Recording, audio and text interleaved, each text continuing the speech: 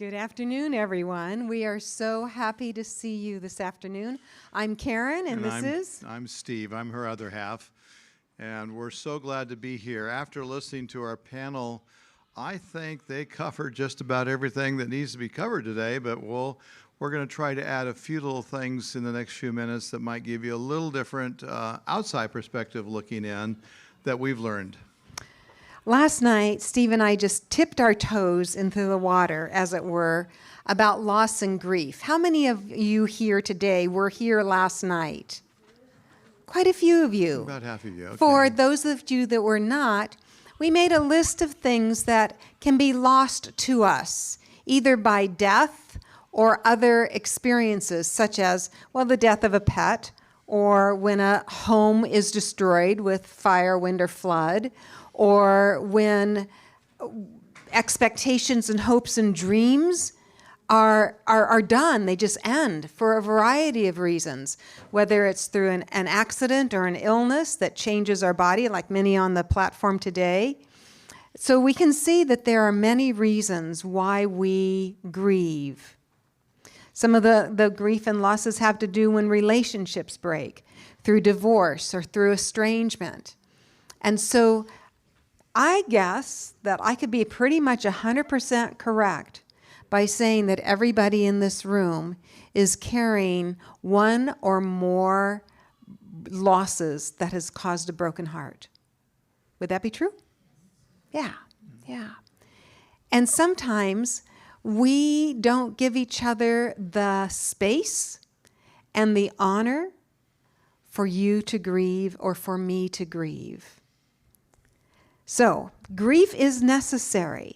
And this is what's kind of a oxymoron. Yeah. Because how many of us would like to turn the other way and run the opposite direction when grief and pain show up? Like all of us, right? And yet, some wise people who have gone before us have used the term grief is necessary.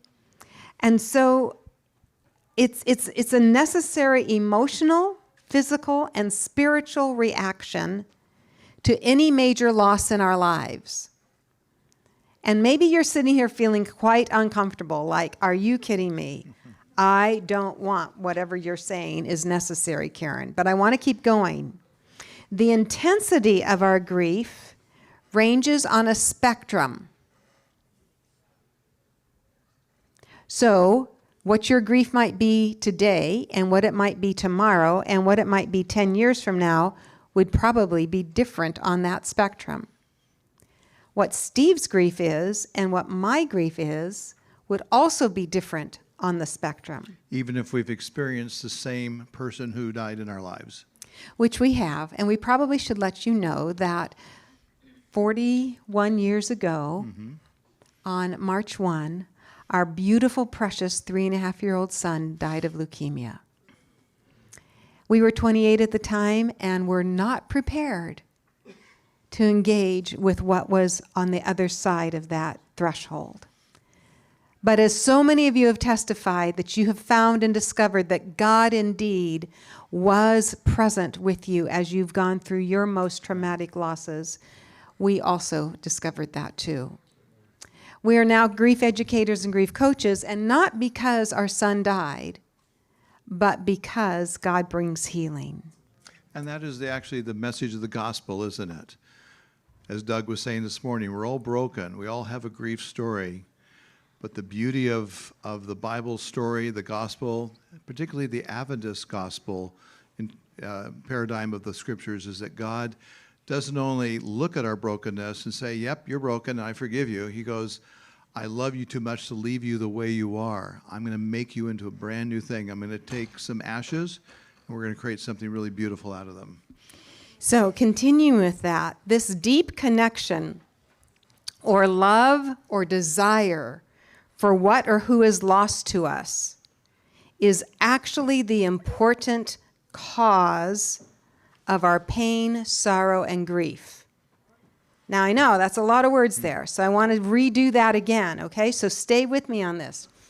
We're suggesting that because we are deeply connected to someone or something, when that is gone from us, then that's the important cause. That's what's causing our pain and sorrow and grief. If I wasn't connected to it, if it didn't matter to me, if you didn't care, if I didn't care about you, then would I have a response of pain, sorrow, and grief? No. Okay? So I want us to make this, connect this dot. Because someone or something is important to us, that will generate the cause, because we've loved them, that will generate the cause of our pain and sorrow and grief. Now, here's the thing. Love is good. Connection is good. Missing something and someone is good. Does it always feel good? No.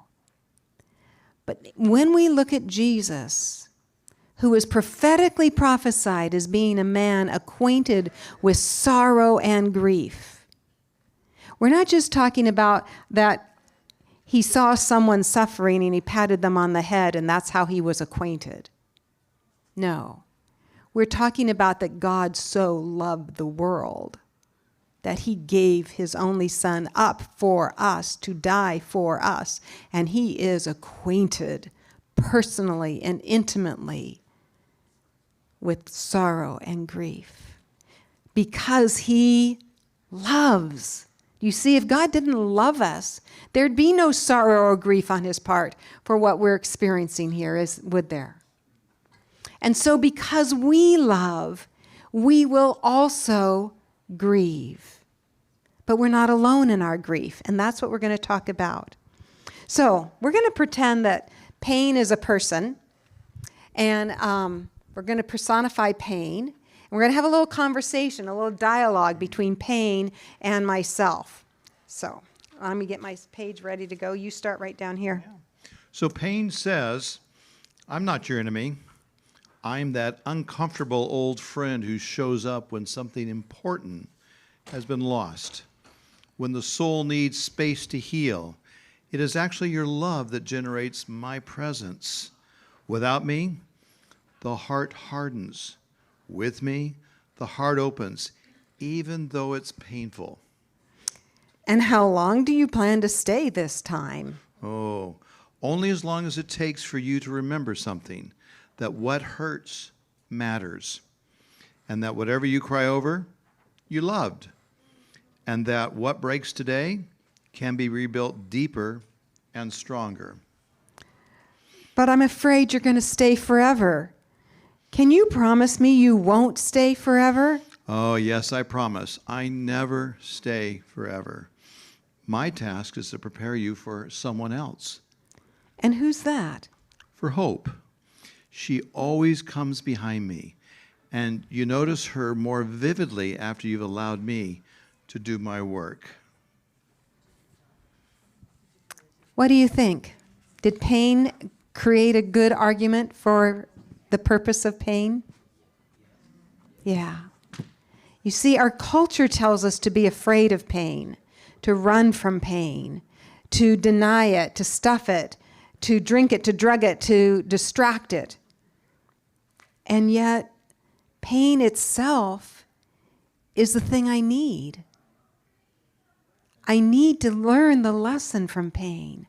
I need to feel the love through pain because it's that place that needs the healing. So, for my special needs friends and families, they're not strangers to pain. And probably everybody in this room is not a stranger to pain. Does that mean we want to step right into that space and hang out with pain? But maybe it's important to.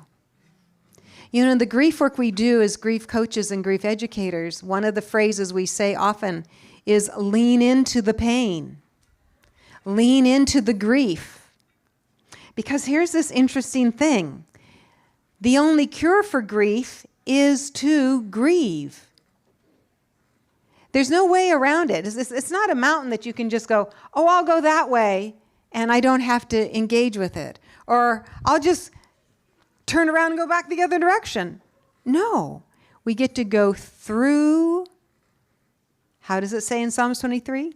Through the valley of the shadow of death, thou art with me. God is with us in our pain.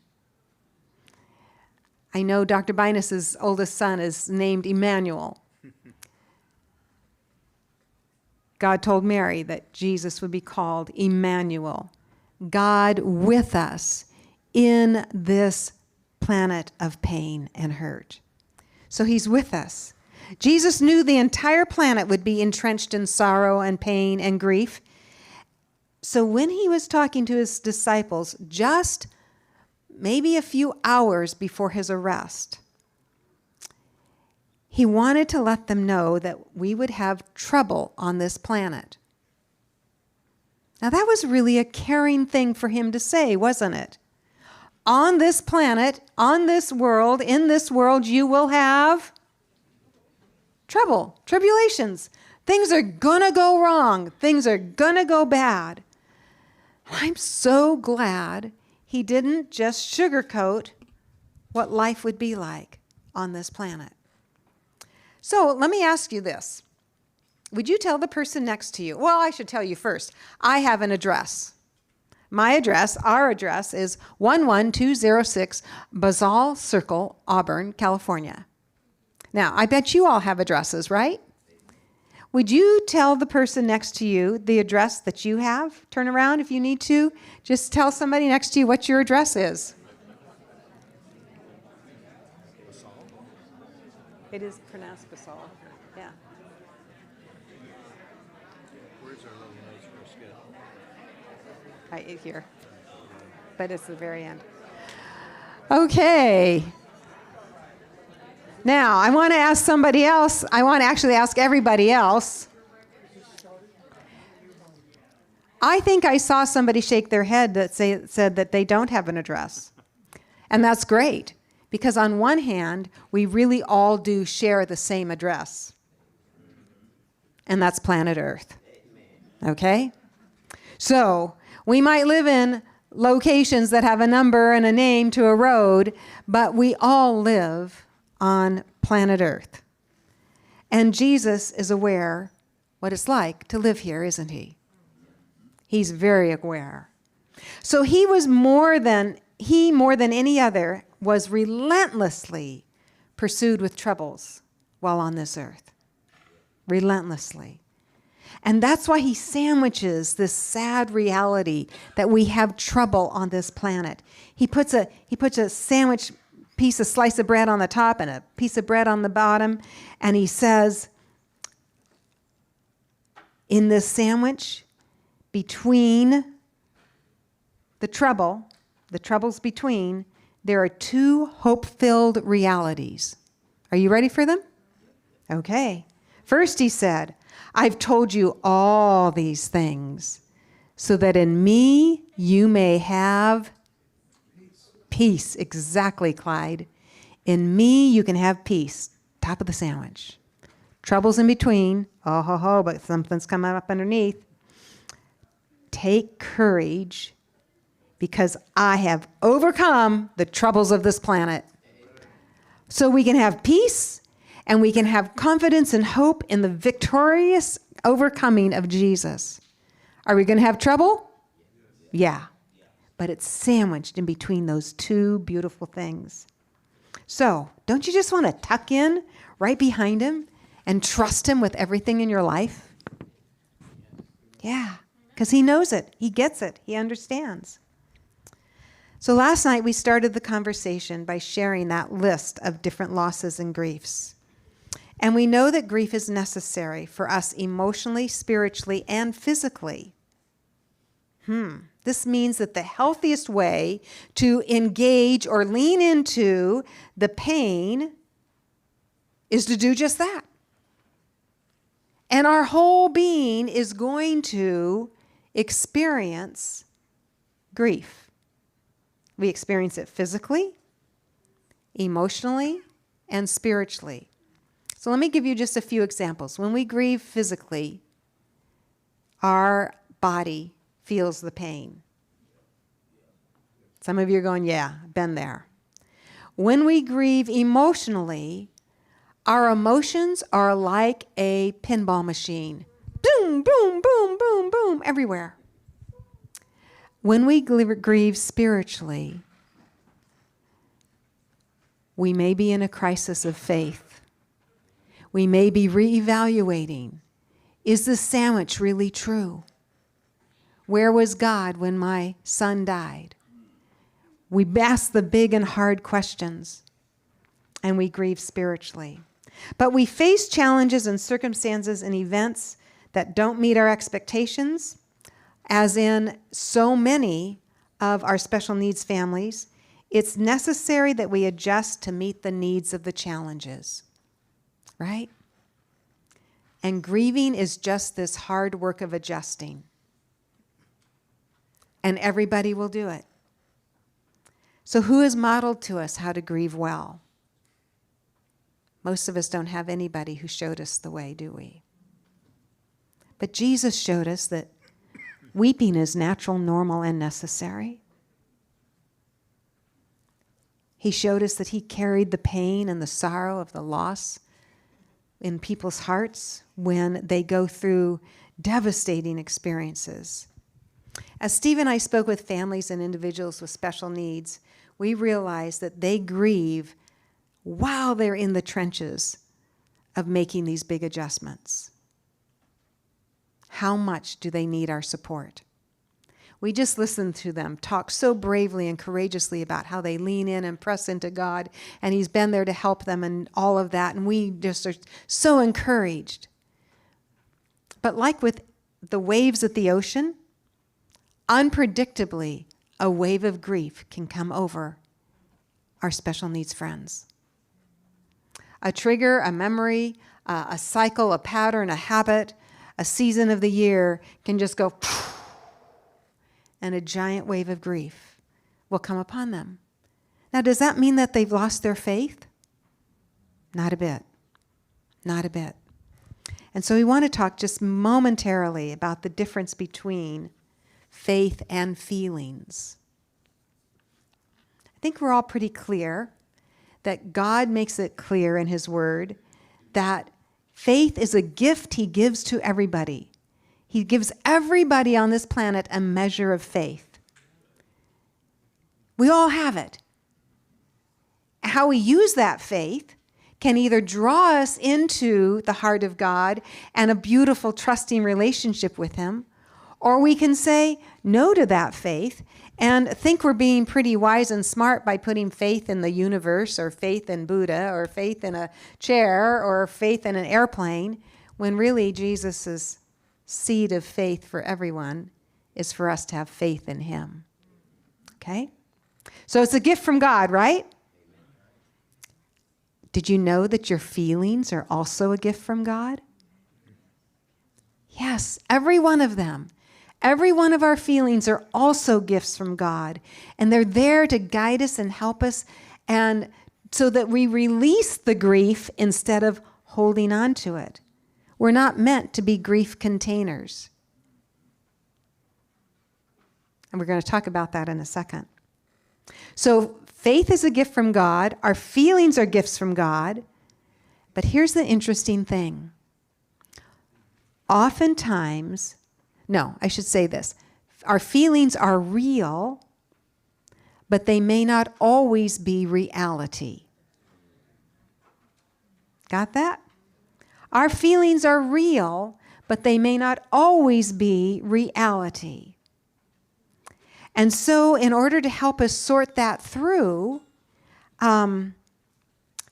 we get to honor the feelings, acknowledge the feelings, kind of put it out on the table, as it were, and say, now, is this feeling going to help me grow through my pain, or am I going to get stuck in this feeling?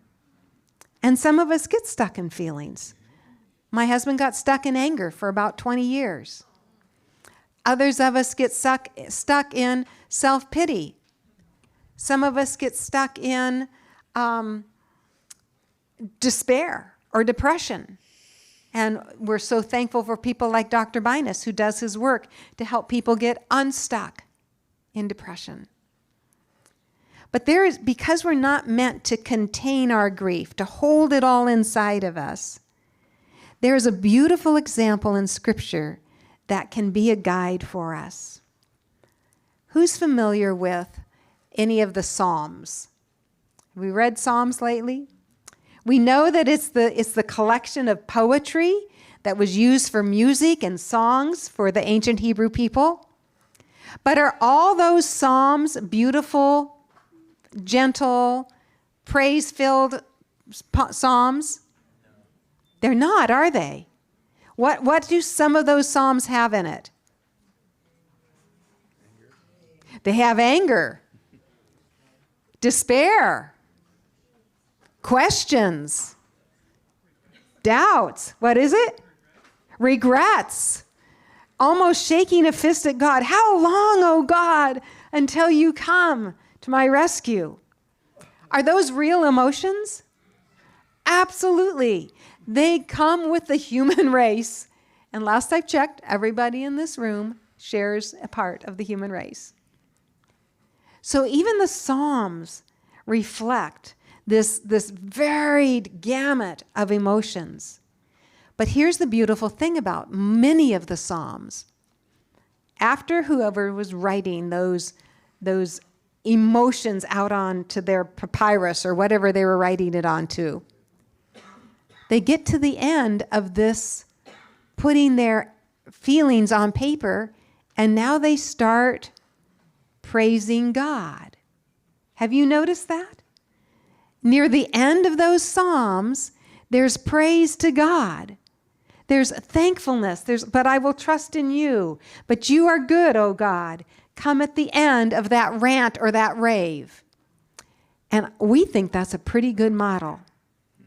What do you think? Don't you think that's a good model? We call it pie sopping. We don't call it psalm writing. We call it pie sopping. And we call it pie sopping because we don't want our clients or even you today to think about writing. If I were to give you a writing exercise, how many of you would go, oh, goody? One person raised her hand. I love it. Most of us would go, oh. Because writing has to do with the rules of the English language, right? Spelling, handwriting, punctuation, organization, all those kinds of things. Well, when we're having our emotional grief that's like that pinball machine, is that organized? Is it neat? Is it tidy? Is it predictable? No. So you can't take what's chaotic and unpredictable and try to write about it. We can't do that. It's like putting a square plug in a square plug in a round hole. It's not going to work. So what we'd like to do is transfer something to something that's much more therapeutic. And that's called pie sopping. Pie sopping doesn't keep any rules of the language. Pie sopping is an acronym for put your stuff on paper. Pie sop. Can you say the word pie sop? Pie sop. Pie sop. Okay, now you will all help me greatly. I'm going to turn 70 in a couple of weeks. And before I die, I'd like to have the word pie sop in the English dictionary. So if you all start using the word pie sop, you're going to help that dream come true. Because pie sop is the therapeutic application for releasing our grief. Are you getting this? The model were the Psalms. They released those emotions. Those emotions were real. They may not have reflected reality, but they did when they came to the end and said, I'm trusting God with this. Now, in our pie sopping, sometimes we don't get to that every time we pie sop. But as we continue to pie sop and let our grief out, it releases all that stuff that's not meant to be held inside. So we've got some pie stopping pages and some pencils. We're going to hand them out to everybody because we have this wonderful privilege of being here with you guys today. And we'd love to give you a practice time of pie stopping. So a pencil, a pen, a pie stop page. If they need a pencil, Raise your hand for a pencil or pen, okay? We've got helpers everywhere.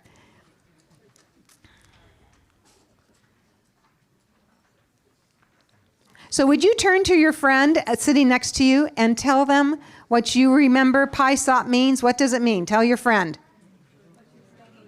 Put your stuff on paper. P-Y-S-O-P. Put your stuff on paper. More handouts? More pens? Yeah, there's more handouts right there.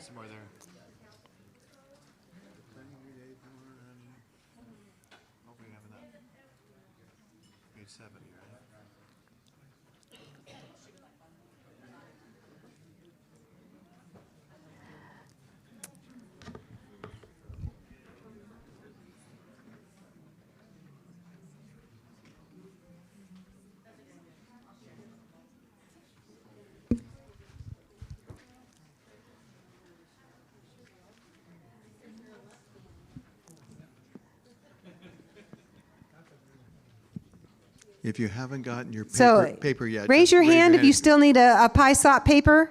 There's some in the back, Daniel, who still need pie stop papers. over here on the right side of the.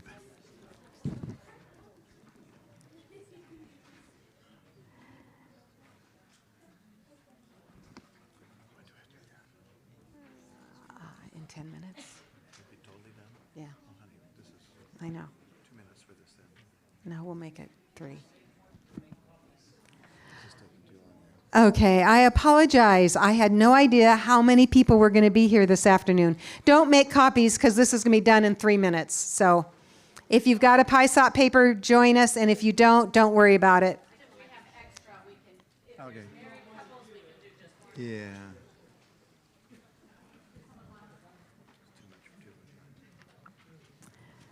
Okay, go ahead and keep it. It's fine. Yeah, go ahead and keep it.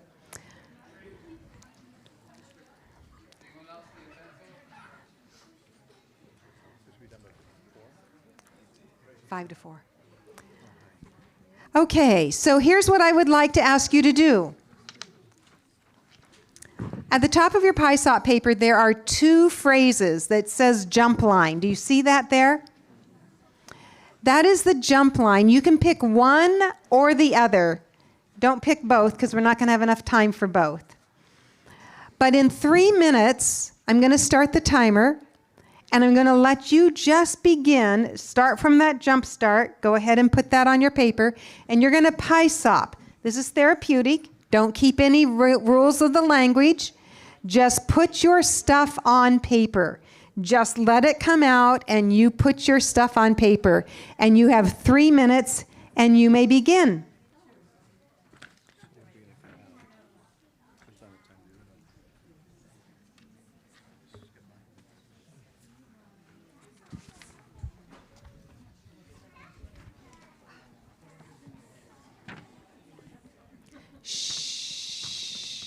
Let's have it nice and quiet.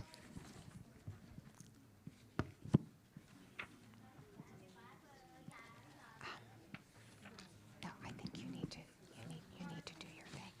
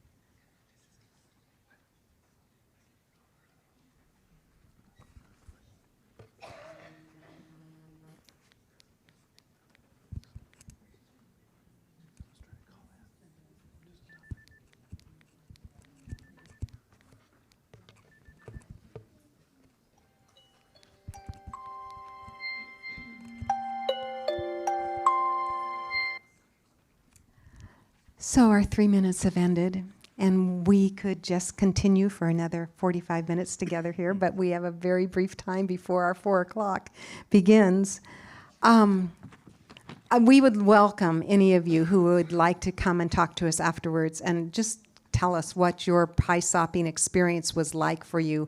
Not what you said, or I'm sorry, not what you pie-sopped, but what was it like for you to release some of that grief, some of those feelings onto paper.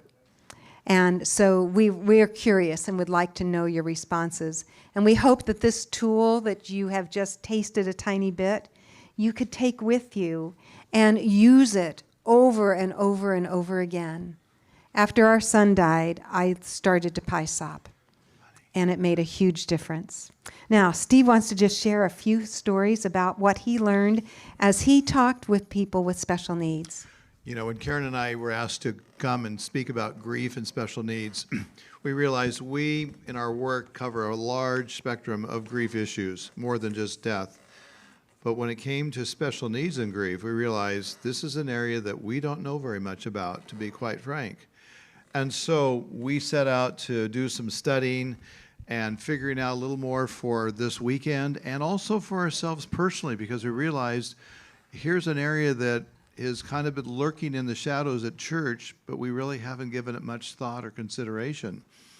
So I started with families in our own church. We have several families in our church with special needs families. We talk to other families outside with special needs children who have special needs themselves. And the ages range from age 12 clear up to age 39.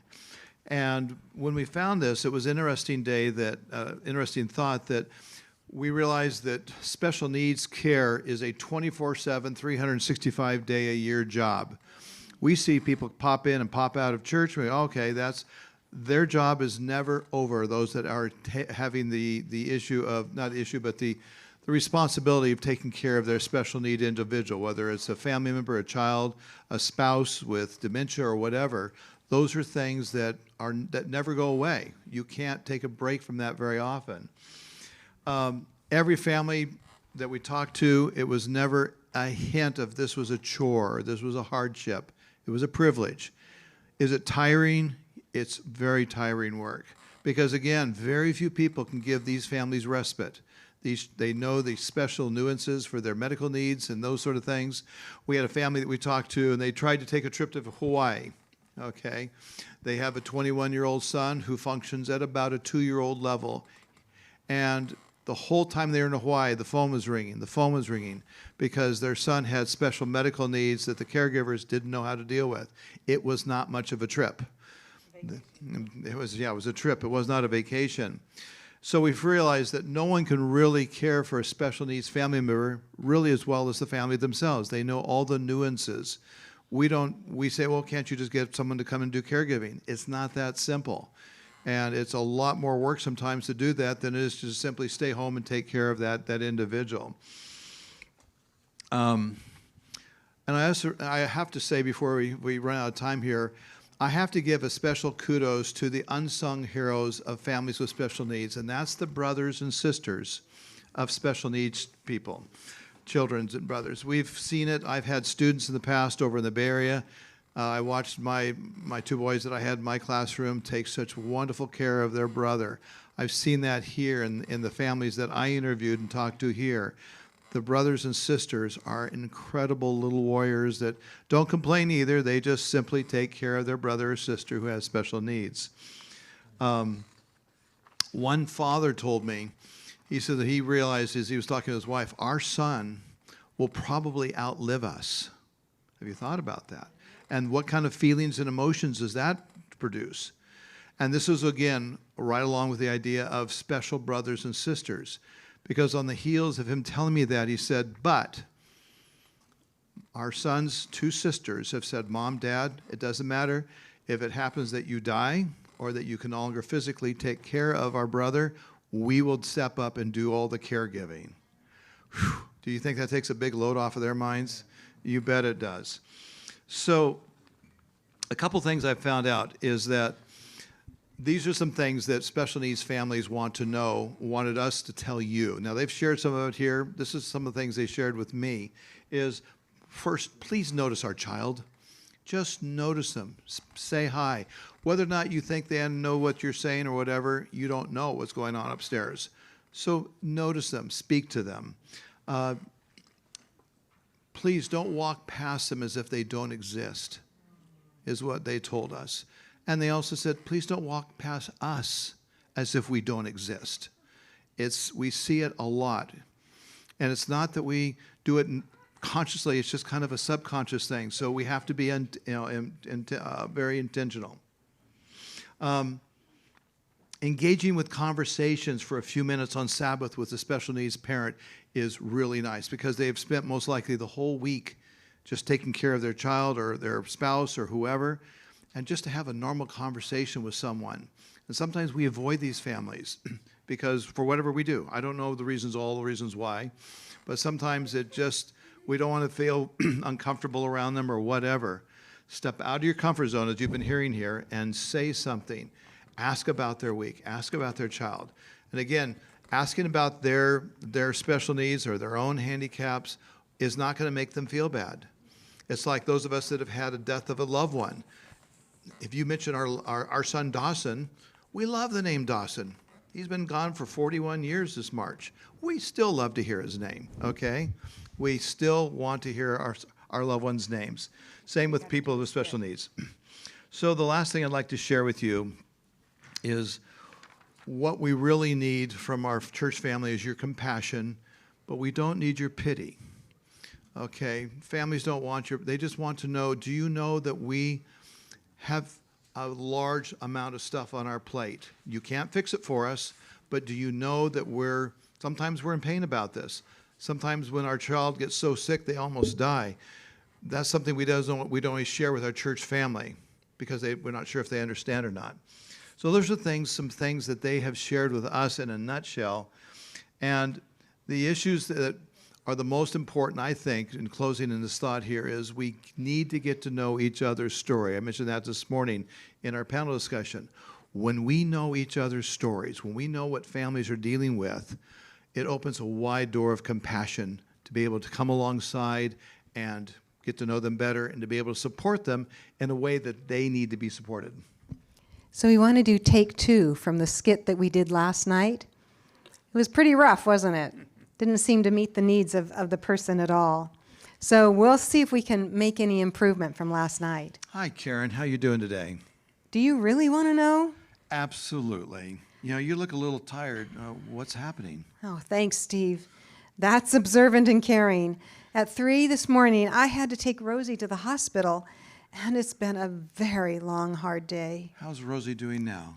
Well, she's stable, but it's so frightening watching her have this long seizure in her short little life. Rosie's such a happy child most of the time, and yet I'm still learning how to understand her nonverbal communication. And when she's sick, it's so hard for both of us. What about your older kids? Would it help if they came to the soccer game and we took them home for our house for dinner so you get some rest before going back to the hospital? Oh, Steve, that is really thoughtful.